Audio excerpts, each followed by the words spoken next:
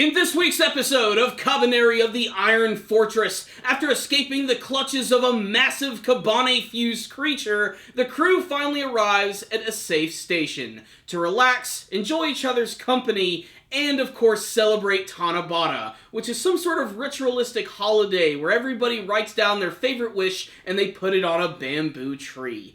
This week's episode was all around just pleasant. It's honestly the type of episode that was necessary at this point, as the last couple of episodes, things have just gone completely to shit. Lots of character deaths, lots of high-octane action, but this week's episode still manages to have a lot of impact, as we're getting to see a little bit more of the political intrigue of Kabaneri of the Iron Fortress, as well as being formally introduced to Mumei's older brother, who goes by the name of Biba. He actually is the leader of this group of Kabane hunters who are apparently pretty freaking awesome. And it's funny, the character is super androgynous, he has long pink hair, but if there's anything that anime has taught me, don't judge a book by its cover. This guy can probably wreck some shit. The best way to describe this week's episode of Kabaneri of the Iron Fortress was that it was relaxing, which is a weird word to use in a post-apocalyptic zombie-esque series, but that's exactly what I got from this one, just a lot of relief. It was really nice to be able to see these characters just finally relax for once, and just chill out and celebrate this holiday, which,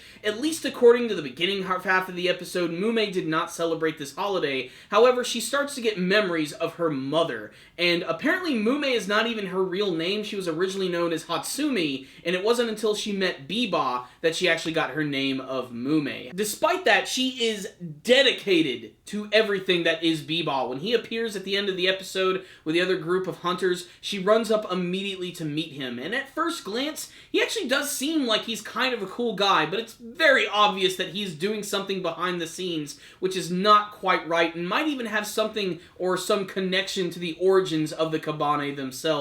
Not to mention, they seem to have a tense relationship with all of the samurai or even the shogunate of this place that they are going to. But really, this episode right here was just getting to see all of the characters come together, announce their wishes, and watch some beautiful fireworks at the end of the episode, reminding them that there is still some good left in humanity and it is worth fighting for. So what's the rundown on this week's episode of Kabaneri of the Iron Fortress? This was an episode that was good. There was a lot of collection of little moments that I really enjoyed. It also reminded me that I am getting quite attached to all of these individual characters, not just Mumei and Ikoma. I really like the character of Ayame, who is really funny in this episode because she carries herself as this very prim and proper princess, but there's this great scene where she's hiding out in this room by herself and just stuffing her face with food and ends up getting caught by Kurusu, who seems to have one hell of a crush on Ayame, and I have a feeling that they're probably going to end up having a romantic relationship. That seems the direction in which they're going with this. Not to mention, all the other side characters are really starting to become enduring.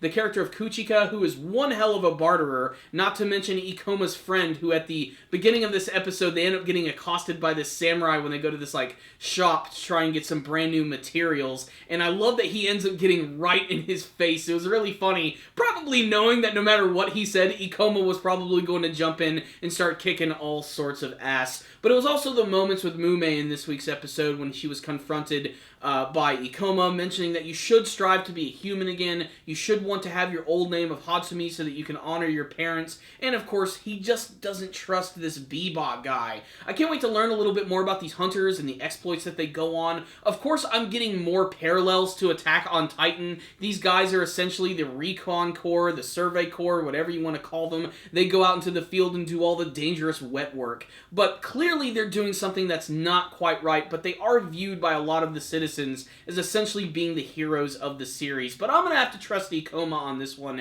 He knows that something quite not right is going down here. And really, that's just about it. Just a pleasant episode that was highlighting a lot of the other side characters of the series. The conductor of the train, the guy who's apparently in love with her, having to tell this one kid that unfortunately his father is dead. He was on that one train that actually went to the station at the beginning of the series. There are still little moments of darkness in this episode, but for the most part, this one leaves me with a really good feeling, especially when they were watching all of the fireworks. That was just a really nice scene. Even when they woke up the next morning, they were all just sort of hanging out together, together, really becoming something of a family unit. I am getting quite attached to these characters, and I am going to fear for their lives the further we get into the series, because things are really going to get serious from this point. I think it's only a matter of time before this station that they're at, which is relatively peaceful, gets overrun by the Kabane. Maybe they will just leave and everything will be all nice, but I have a feeling that something really bad is going to go down, especially considering how heartwarming and nice this episode was right here. But it was a necessary episode, like I said. It's a nice breather episode, expanding a little bit more on the characters and the plight that they're going through. And so, this was a good episode of Kabaneri of the Iron Fortress. Check it out, fans of the series. You might see something you like. I'm going to drop a 4 out of 5 on this one. This one just made me feel really good right here, which is a feeling that I didn't expect to get from the series, and it reminded me that I am starting to grow attached to all of these characters, not just the main ones themselves. So, there it is, 4 out of 5 from me, but I want to hear from you guys. Did any of you watch this week's episode of Kabaneri of the Iron Fortress? Please tell me what you liked or did not like about it. Do you have a favorite character from the series? What did you think of Mume's brother, Biba? And what do you want to see from the rest of Kabaneri of the Iron Fortress? Please tell me in the comment section below. Thank you guys for watching this review. I truly appreciate it. You guys are awesome. If you'd like to help support the channel, you can do that in a number of cool ways. You could like this video. You could subscribe to the channel. That way you'll be able to see all of our latest anime and manga reviews. Make sure to also check out our weekly podcast show, The Powerful Nerdcast. It's pretty freaking awesome. You guys can also check out all the other cool links we got in the description box below. Thank you guys again for watching, and as always, stay dandy, baby!